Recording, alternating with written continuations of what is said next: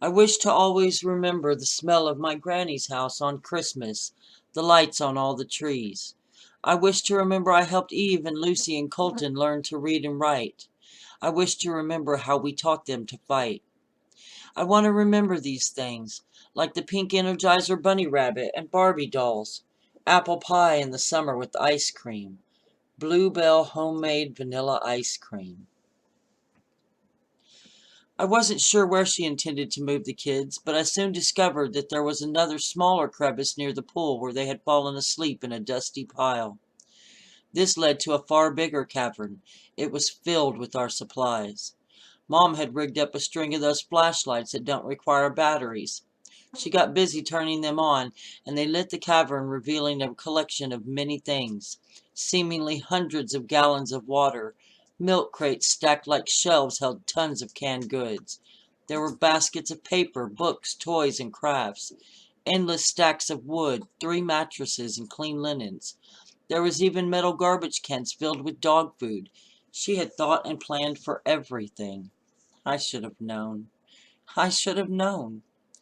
For the next hour or so, I searched through the cavern and helped settle the kids and make something for us to eat. I was so busy I wasn't even thinking of the horror we had fled. After the 3 of us had eaten, Mom sat down on the mattress next to Lucy. I crawled into bed with Eve, and Philip flopped down next to Colton. I don't remember it happening, but somehow I must have fallen asleep. I woke up smelling eggs and ham and onions. Mom was making breakfast in a huge cast-iron skillet. Smoke drifted up to the ceiling of the cavern and slithered across it to the crevice that was our doorway. It was almost like waking up on a camping trip, like waking up outside.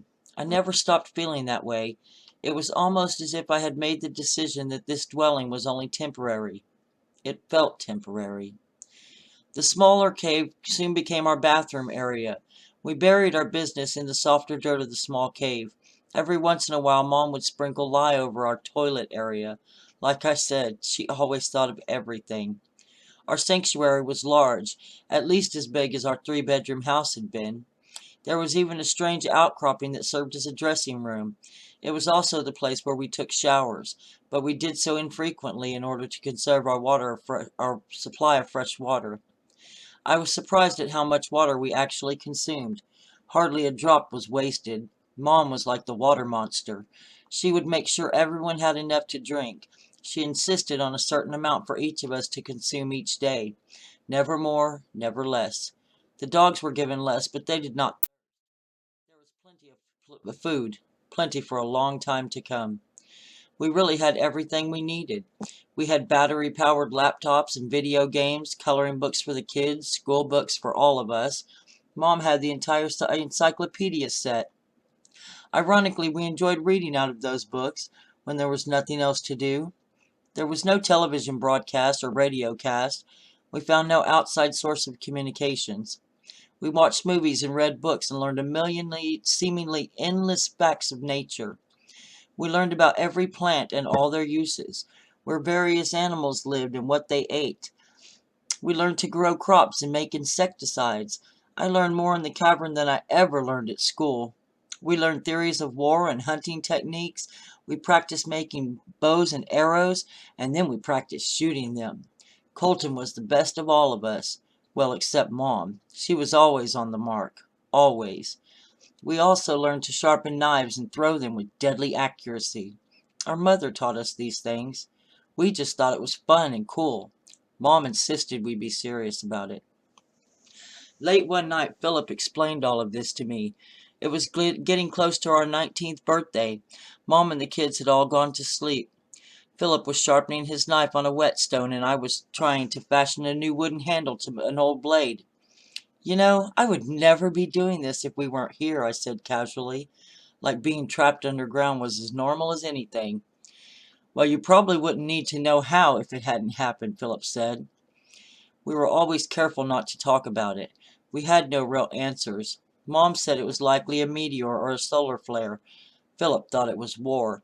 I said it was Armageddon either way. Mom agreed. "What do you think it'll be like?" he asked me. I was astounded. I hadn't thought about it. I guess I was just assuming that everything would be the same as it was, that we would someday, soon, just pack up and go home. We had already been in the cave for 10 long months. What do you mean? It'll be... I couldn't finish. I wanted it to be the same. It was going to be the same. Philip said nothing. He just waited for me to continue. He started sharpening his blade again. I'm pretty sure it won't be the same.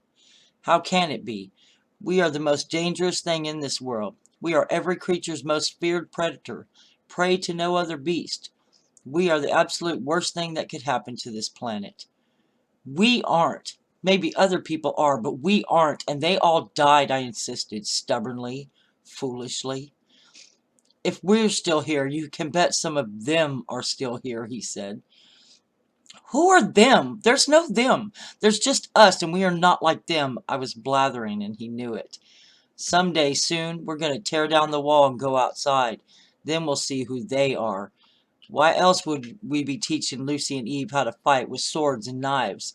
Lucy can build a fire and start it by herself, and she's only 5. Eve knows how to cook, and she's a pretty good shot with her tiny little bow. Colton, he's better than me at making arrows, and he's barely 10. Why would they be learning these things, Laura? Think about it for a minute. We are all learning to defend ourselves, to protect each other. We're learning to hunt and to kill, he continued. I got up, moving away from him. I didn't want to hear any more. Didn't want to imagine a world like that. A world where it was kill or be killed. Survival of the fittest, Mom would have said. No, I could not bear to think of these things. No, I said more firmly. There has got to be more to it than that. There has to be something good in it, or else why bother, I demanded. The good in it is the continuation of our species, the knowledge that we pass down to our children and their children. It is the future of mankind. Mom smiled at me from across the room. Her hair was tousled from sleep and her eyes had a glassy look. There was something about her that was changing. I couldn't place it then. Every time I looked at her, she had that same patient, knowing smile. I wanted to ask so often what it was that she knew that I didn't, but it never came up. She just seemed to be changing to me. We had been in the cave, our sanctuary, for about 210 days, or so I figured. That would mean it would be near July. It would be hot outside. A hot, poison world, I imagined. I looked over at my mother, wondering how on earth she could think of continuing the species on a ruined world. She answered this too with one word. Dominion, she said. I couldn't grasp the concept. You and I and every right-minded survivor have a duty to our children and the human race. It is your most basic instinct, to live, to go forth and multiply. Every animal under this sun will do the same. It cannot be stopped. It must not. I want to see birds fly and children play. I want to hear the lions roar and the waters fall. I want to smell roses and taste summer fruits. I want to live, and I want you to live, and I cannot bear the thought of leaving you in this world without doing my part to fix it first.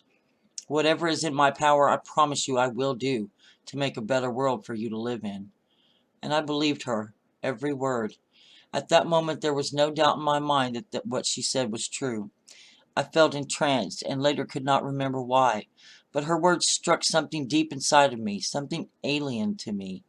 It was the desire to make a new world, to pioneer a new path, to lead others. A chill ran down my spine, and for a fleeting moment I thought I saw a glimpse of the future. I shut my eyes against it, deciding it was better not to know. When I closed my eyes, all I could see was Lucy's little face, her face with my mother's eyes. What if there is no world left outside this cave? What if all we know is dead and all the world is withered to dust? I asked. Tears streamed down my face. Laura, life finds a way. If we survive this long, others have too. The animals will do the same. They will go to ground, as my grandfather used to say. The birds will endure a miraculous extended flight to some place that is safe. You must have hope. Without it...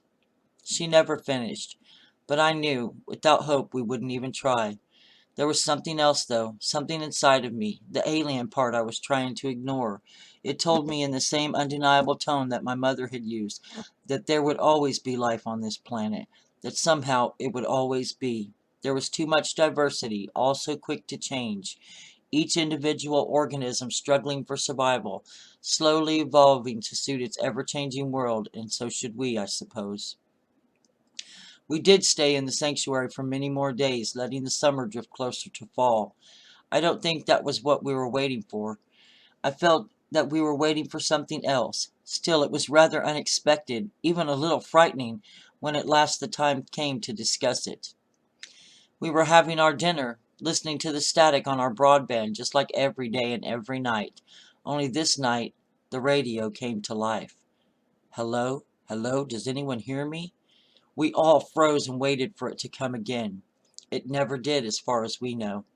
The static returned, and we sat in silence, listening to it through the night, or day. It was hard to tell in the cave. The girls fell asleep, and then so did I. Mom said she stayed awake, listening. I knew that Philip and Colton did, too. I worried over Colton constantly. He was too eager and ready for the fight. He was all about destruction and fury and cared nothing for consequences. He was ready for the outside again. I didn't really want him to think about it, let alone do it. To me, this was the one place we were safe. Why would we leave when we had everything we needed right here? Right here where no one could get to the kids and we could protect them and ourselves. Johnny whined and stretched out his legs. He was getting a little fat from lack of exercise. These dogs needed to be outside. I guess little boys do too. I stayed still and thought of feigning sleep as Philip got up and walked over to the radio. He stared at it with a dreamy look on his face. Then he went and got some tools and the CB radio from one of the shelves. He began stripping wires and hooking up batteries. He plugged in the mic and was about to speak into it. I wanted to say something, but nothing came out. I don't even know what it was. But suddenly Mom was there, standing over him, her hand clapped firmly to his mouth. With the other hand she unhooked the battery. The lights on the radio blinked out. We know we are not alone. Remember your forefather, son. Abe Lincoln? It is better to remain silent and thought a fool. You know what I mean? Some folks just aren't very friendly, son. Clever, but not always friendly. Some will want to help. Some will want... She hesitated and glanced over at me. Other things.